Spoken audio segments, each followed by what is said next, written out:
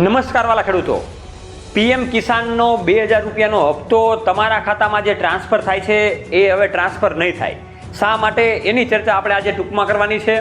તો ખાસ કરીને સરકાર દ્વારા એવી જાહેરાત કરવામાં આવેલી છે કે 22મો હપ્તો જે ખેડૂતોને હમણાં થોડા સમયમાં ટ્રાન્સફર કરવામાં આવશે એમાં ફાર્મર રજિસ્ટ્રેશન હોવું ખાસ જરૂરી છે.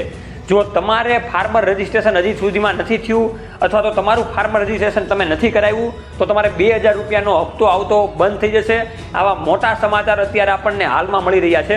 એટલે કે 22મો હપ્તો જે આપણને ટ્રાન્સફર થવાનો છે એ ફાર્મર રજિસ્ટ્રેશન જે ખેડૂતોનું હશે એનું આઈડી જે બનેલું હશે એમાં જ ટ્રાન્સફર કરવામાં આવશે.